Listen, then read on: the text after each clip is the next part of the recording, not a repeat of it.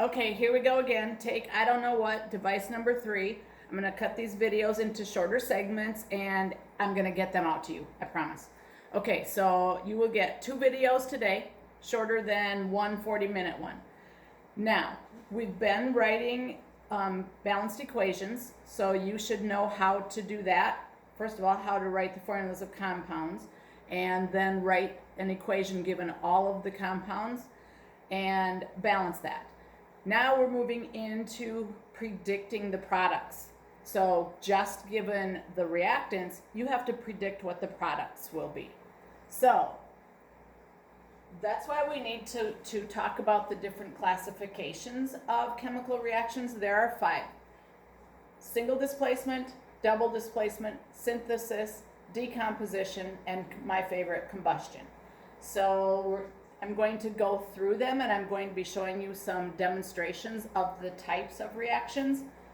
You should be taking notes, but I realize it will be hard for you to take notes in this format. So I will also post the notes on Classroom as a PDF. So I think that's it. Let's get going. Classifying chemical reactions, the 5 types that I just told you. When you can classify what the reactants are, what type of reaction it is, it helps you to predict the products.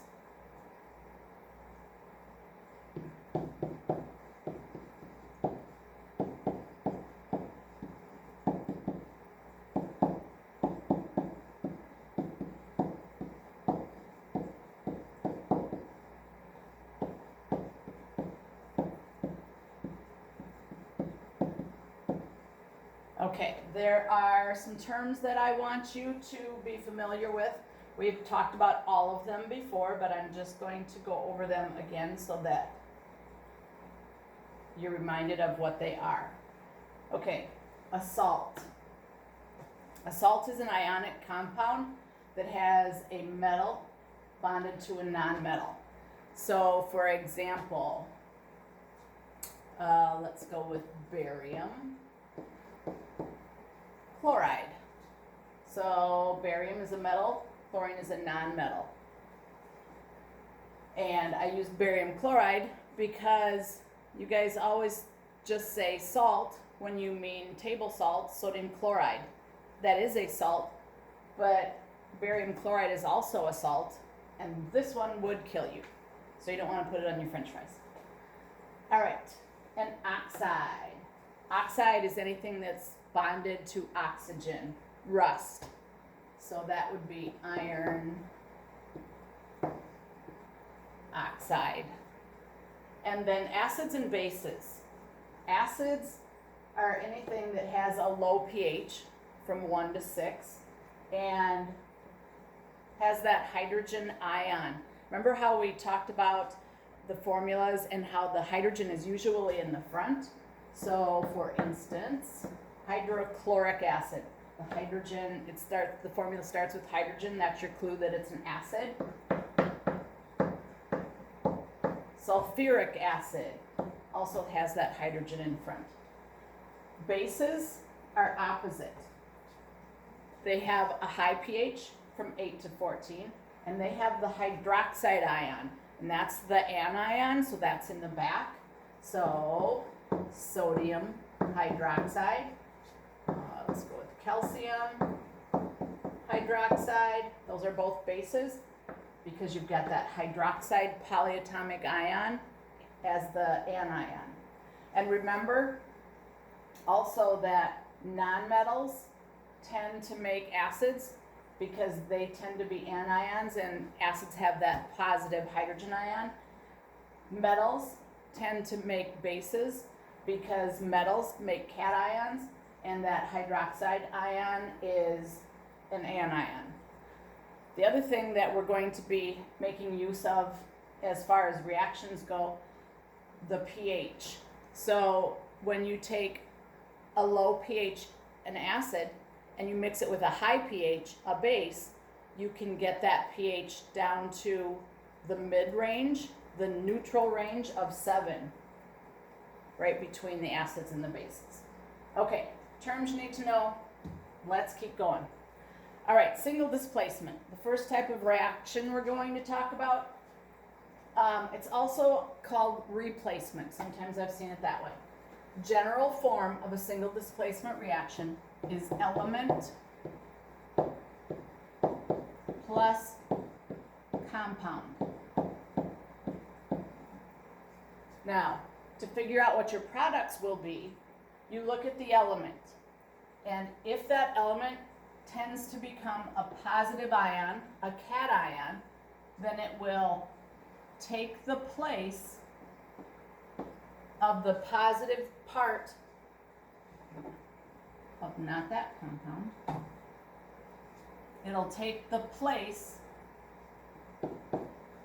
of this compound that it's mixed with, and then it'll kick that out, and you will end up with this new compound, AC. So once again, you look at the element, you figure out whether it's going to become a positive or negative ion, and then that will take the place of that part of the compound. So you end up with the other element by itself and a new compound. Now, this is what I was talking about with you're going to need to take notes. I'm going to give you several generalizations that you need to know. The first one, an active metal will replace a less active metal in a compound. And in just a minute, I'm going to show you this, the activity series. Okay, so I'm going to show you this as a demonstration first, and then we'll talk about the activity series. I'm going to start with copper nitrate. So I'm going to put some copper nitrate into a beaker. Copper containing compounds are usually really pretty blue or green. Distilled water. I'm measuring very carefully here. Don't do these at home. All right.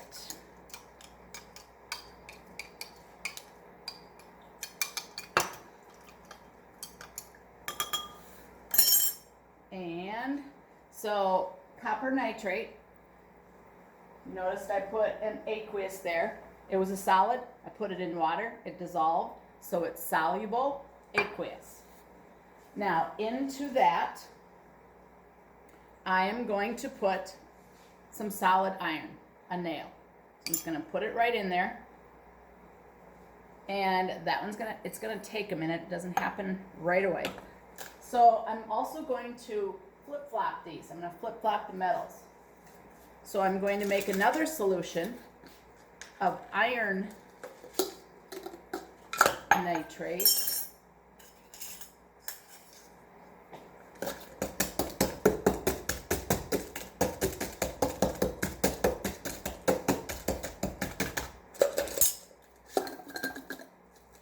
little much. That's right.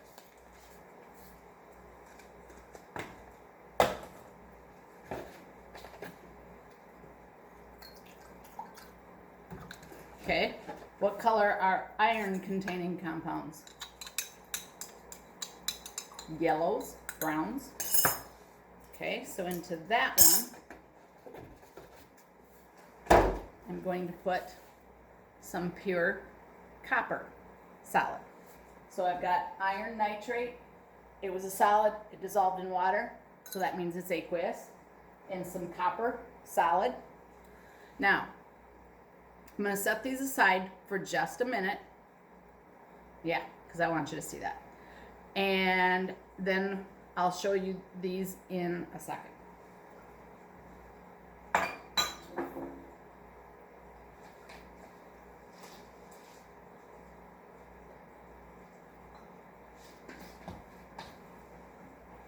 Okay, while we're waiting for that one, let's go on to this one. Okay, I'm talking about active metals again. In this case, I'm talking about metals from column 1. the alkali metals.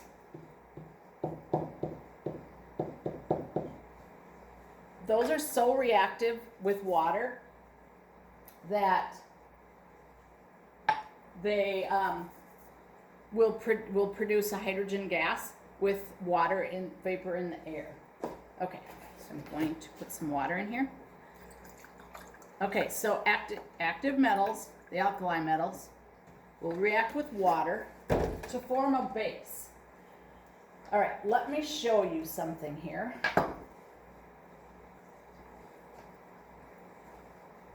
So, I'm using pure sodium. I should get sodium hydroxide.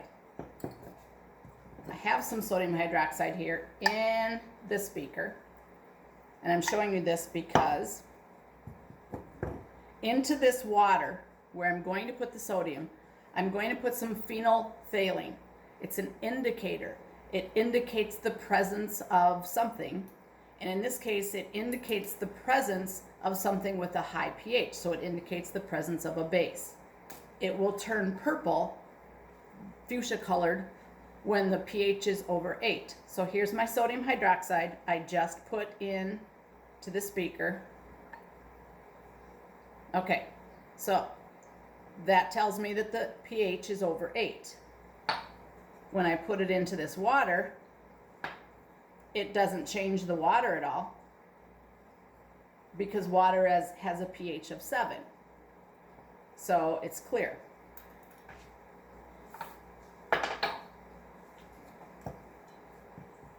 But if when I put my pure sodium in there,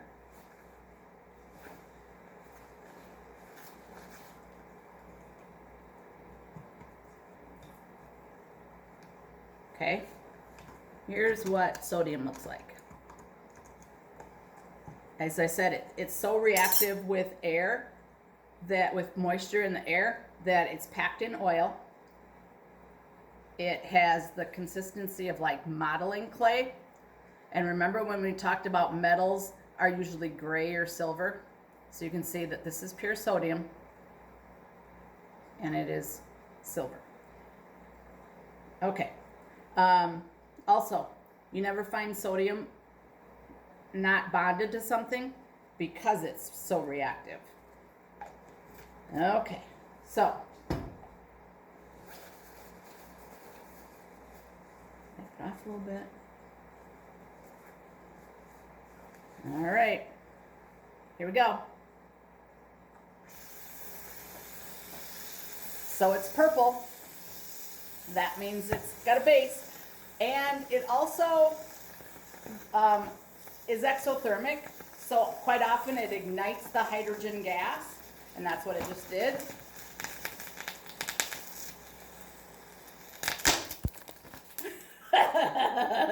Okay, just a minute. I got to put out a couple fires.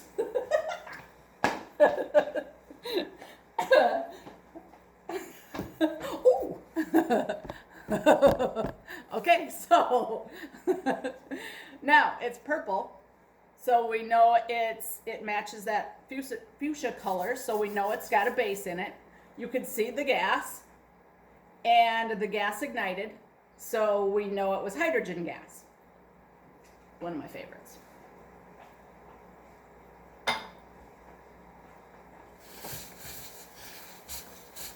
Okay, let's write this reaction.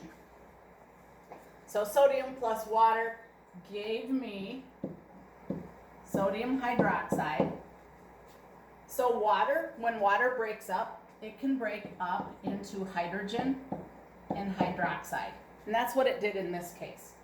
So the sodium, which becomes the positive ion, kicked out the hydrogen. Darn it, I'm on the struggle busing in. Kicked out the hydrogen.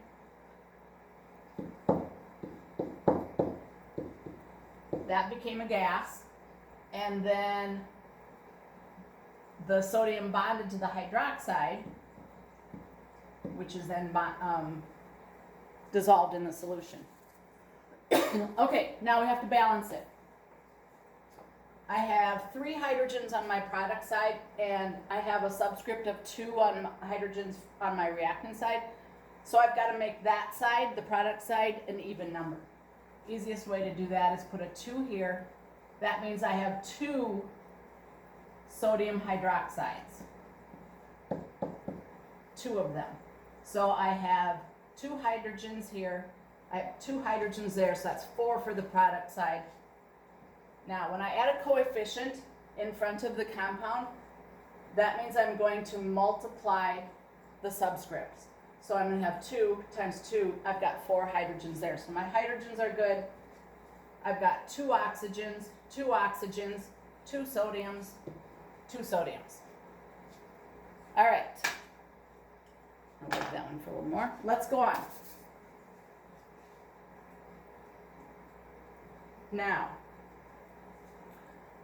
active metals will replace the hydrogen in acids to give a salt and hydrogen gas. And this time I've got all alkali metals here. I used the same one. I used hydrochloric acid because I want to show you that. I mean, I don't know why I said alkali metals. All right, regardless, I'm going to put hydrochloric acid. Yeah. Because I'm not even using alkali metals. Okay, so anyway, I'm going to put some hydrochloric acid into these test tubes. Try to get it about the same. And all of them. Close enough.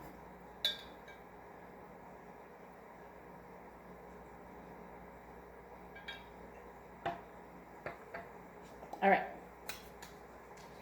So I've got hydrochloric acid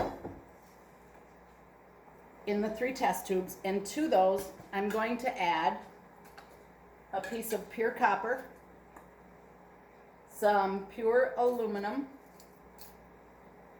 and some magnesium to 1 tube. All right, so here comes the copper. Ooh, not much.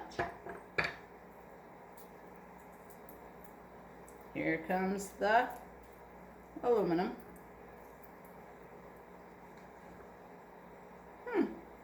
Oh, getting some bubbles. A little bit. Here comes the magnesium. Boom. Big reaction. Fast reaction. So not all of the metals hydrogen gas stinks. Not all of the metals react with the acid. Replace.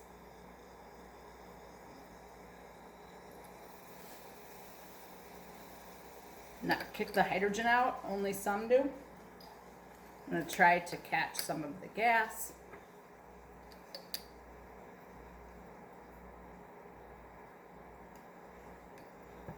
See if I can make it burn to prove to you that it's hydrogen.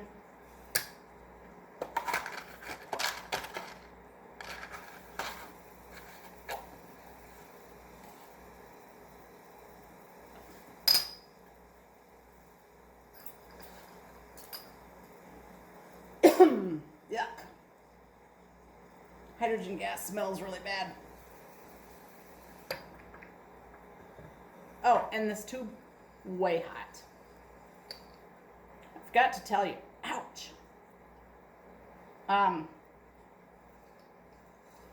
The sodium in water, that was exothermic as well. Oh, I did tell you that. Okay. All right. Hopefully, I can get a good pop here for you. If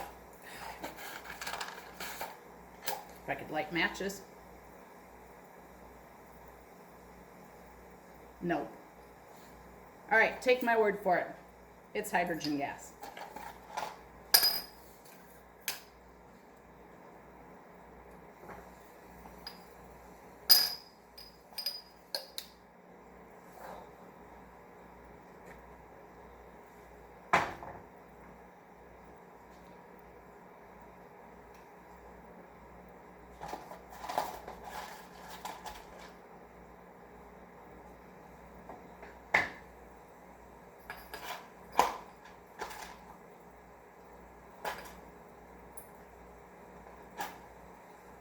One more try.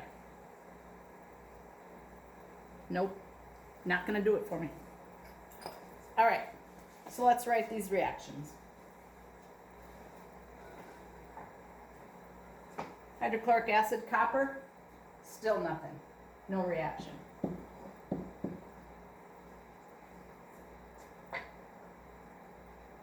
Hydrochloric acid and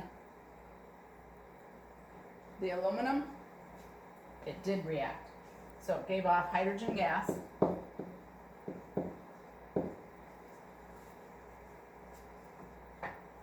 And then aluminum chloride. So the aluminum kicked out, aluminum becomes a positive ion. So it kicked the positive part out of the compound, which is the hydrogen, making hydrogen gas, and then bonded to the aluminum, the chloride. Aluminum's charge is +3.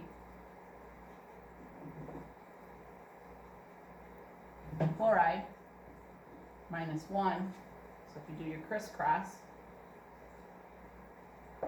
and that's dissolved in the solution. Okay, let's balance that. So if you notice, you've got 2 hydrogens and 3 chlorides, and they're together in a compound over on the reactant side. So I need to find something that 2 and 3 go into equally. So that would be 6. So that means that I would put a 6 here, and then I would have to have a 3 here. So 3 times 2 gives me my 6. And then I'm going to put a 2 here. 2 times 3 gives me my 6 chlorides. Since I put a 2 for the aluminum, I have to add a 2 here. All right. And here's my tube that had the magnesium and hydrochloric acid in it.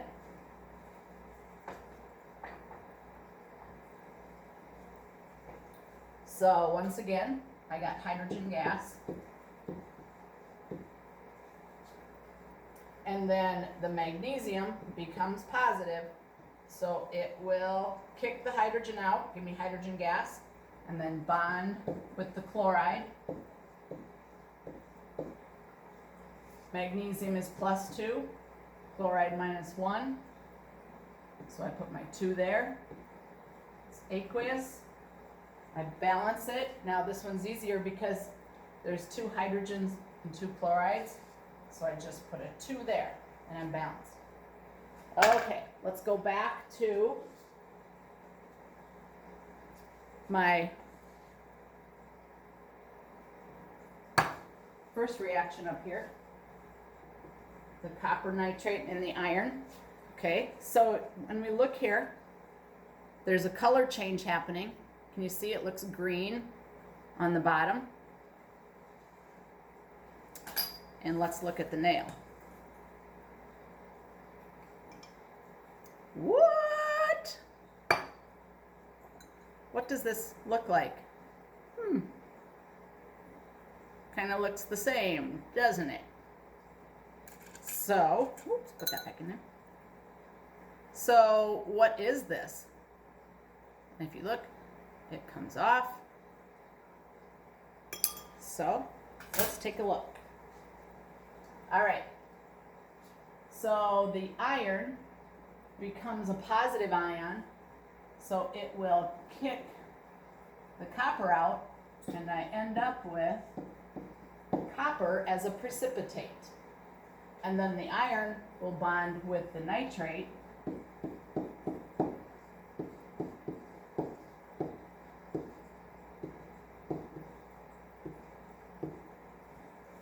and iron is +2, nitrate's -1, so I put the 2 there, parentheses around the polyatomic ion. And you see that the solution is turning the greenish color because it's turning to iron nitrate solution, which is a yellowish brownish. And nothing is happening here with the copper, so that is no reaction. Here's the 2 solutions I did the other day. So still, my copper in the iron nitrate solution, nothing. Here's the solution, the iron nitrate solution with my nails.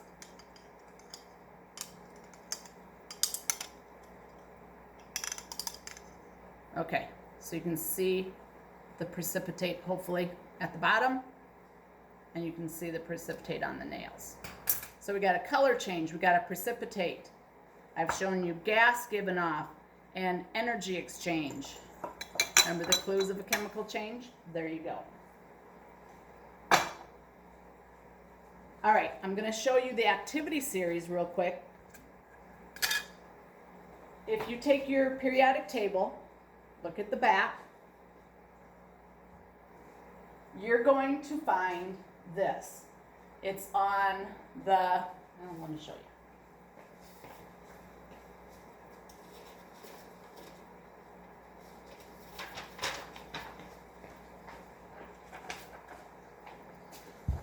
Okay, on the back of your periodic table, it's in this pink box with the blue arrow. It says strengths of acids and metals. So here are the acids, and you can write in those names of the acids if you want. Over here are the metals. Okay, now you use the activity series like this. The things at the top, the metals at the top, are the most active. The ones at the bottom are the least active. And notice hydrogen is here. Hydrogen isn't a metal, but it's here and it's in red. You might want to highlight your hydrogen on yours. Okay, so the first reaction we did, we had copper and iron. Here's iron. Way down here is copper. So in the first reaction, I had copper nitrate and iron. Iron is higher on the activity series than copper, so iron is more reactive. Iron wants to be in the compound when it's all done. So iron kicked out the copper, which is less active, and took its place and became iron nitrate. And then I showed you copper nitrate plus iron.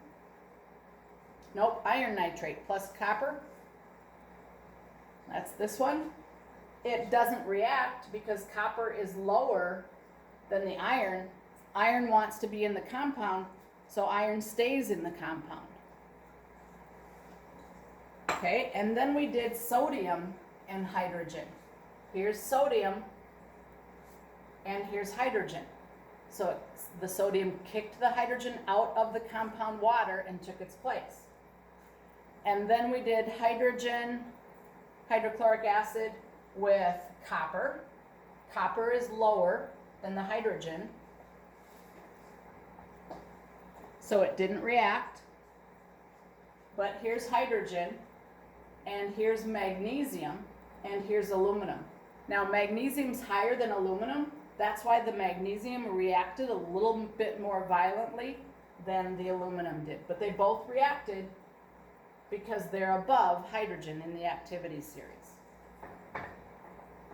Okay, so when you do single displacement reactions, you need to consult your activity series to make sure that the reaction will go. Single displacement, activity series. Okay, I'm gonna shut this off, and the next one I'm going to do is double displacement.